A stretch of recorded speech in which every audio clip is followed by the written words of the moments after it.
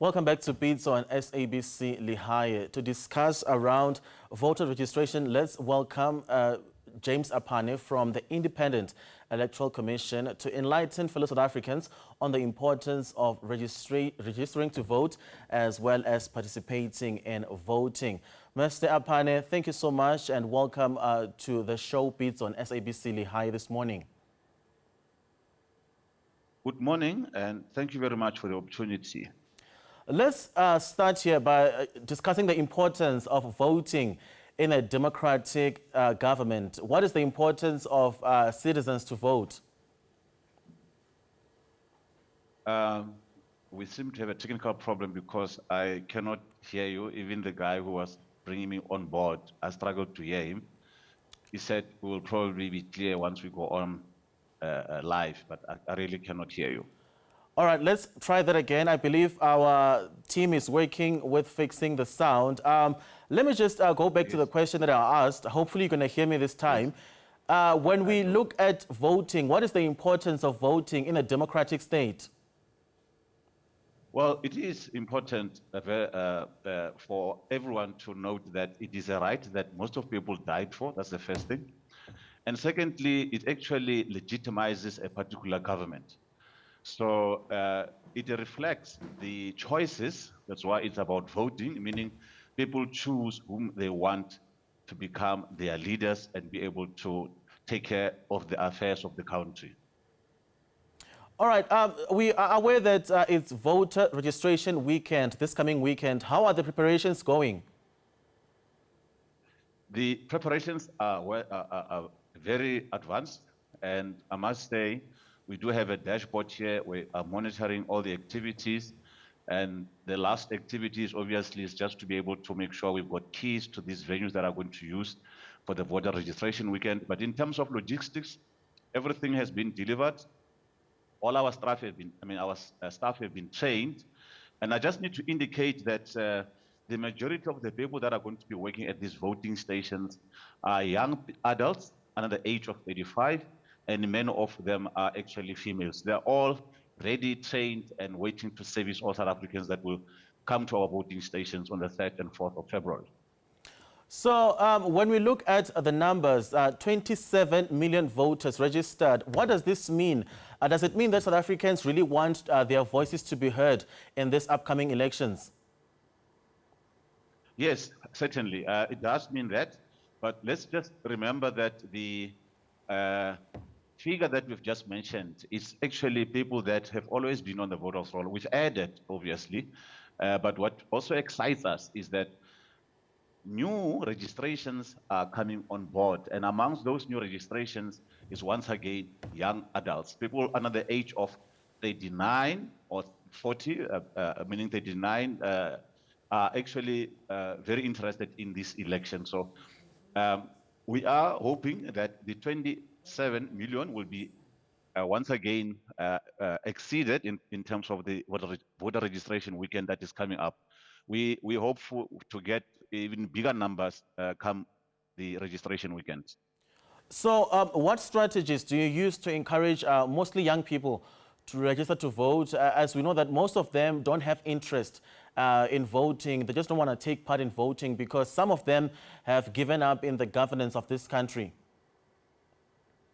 On the contrary, we do not see that in the figures. You know, it is very important to note that we need to look at what the figures tell us. And the figures have proven that the young people are actually interested in this election, and to an extent, even in previous elections. Maybe let's just say it's a gradual process. More and more of the young people are coming on board and participating in this election. The other point to remember is that once you are registered on the voters' roll, we never remove you, so you age gracefully on the voters' roll. So when we say young people, these are the people that obviously have just turned 16, and we want them to register because come election day, they may be 18 and therefore they'll be able to participate in this election. So if they register and they, obviously stay on the voters' roll. So what excites us is that the bigger numbers that we see in what I call young adults is people that have not registered before. And therefore, these people, if the observations that were made in the past is that people are not interested in elections. Now, these people are really interested in elections because they have qualified to register and participate in elections, but they've not done so in the past. And now they are coming on board, and that's what excites us a lot. Mr. Apane, let's talk about online registrations. How reliable are they? Can people fully trust them? Because I'm asking this because, you know, systems usually get hacked or they crash at some point. Well, yes, it's actually very true. And that's the reason why we have layers and layers of security on our systems. And talking about online registration in particular, we do have what we call a one-time PIN, wherein when you do a registration, we know that we are actually dealing with a real human being rather than some sort of a robot out there. So, and then our data gets encrypted. The moment you submit your registration details over the internet, it goes through that internet being encrypted. And when it comes into our data center, we also make sure there is firewalls to prevent those that will want to interfere with our processes and only allow genuine transactions into our data center. And when it arrives in the database now, it goes into the data center and then goes sit inside the database. The database is also encrypted, the highest level of encryption, so that for any other reason, or for instance, if somebody gets hold of that database, he or she will not be able to use it. So the voter's role, either your transactions going online or those that visit voting stations over the weekend, it's actually secure, very, very secure. Now, let's focus on transparency of the IEC. What can you promise the citizens of this country as far as transparency is concerned in the upcoming elections? Because certain people often think these elections are rigged. They are concerned about the quality of results of these elections. Well, transparency is a key success factor in this election and all other elections that we've had in this country, because our processes involves everyone, right from the beginning, from legislation to the time in which we create voting districts. These are the boundaries that we use to plan, to implement and operate an election. So we invite people at that stage of the preparations for the elections, and even during events such as this one over the weekend, where we invite everyone to come and register, political parties and members of the public and civil organizations and even international observers, they later will come on board when it comes to voting. But everyone is invited and welcome to observe each and every electoral process. Come voting, yes, we do get everyone to vote, and your vote is a secret, but the operation is done in the public eye. Everyone can see it. And once the voting has happened, we count in the presence of political parties, and they sign off on the result slip, which means they agree that the results that are in that voting station is a reflection of the people that voted. And once that has happened, that result slip gets placed outside the voting station. And everyone is welcome to take a picture of that result slip and make his or own collation of results.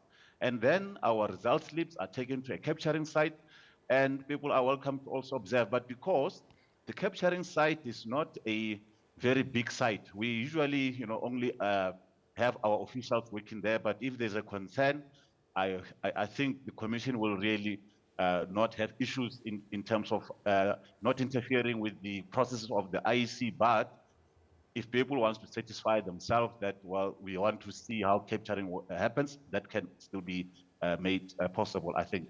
But from there onwards, our results then get captured in the presence of the independent auditors, because once the capturing has happened, they are going to make sure that each and every result that has been captured is a reflection of those that are on the result slip. The result slips are now being scanned. And by the way, we've won an international award when we started scanning result slips, because once the data has been captured, we will not make it available or publish it until the result slip is in to compare the two. But once again, I mean, there is also the process of an objection. If someone is not happy in terms of how the results were captured, there's mechanisms, that people can use to voice their concerns, and the commission will certainly look into those kind of objections. But the other important thing is, in South Africa, other than compared to other elections, we release results as and when they come in.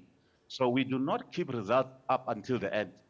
As soon as a voting district has declared that they're fine with the voting, capturing, auditing, and there's no objections, then we make the results public per voting district. So you can see that you can actually track results per voting district. So I don't think with this kind of transparency and making sure that everyone can see what's happening, there will be any room for anyone to do anything that is untoward. And Mr. Apane, just in closing, what message do you have to those people that say, we don't want to register to vote, just to encourage them to vote? Also, looking at those that are overseas, how can they register to vote?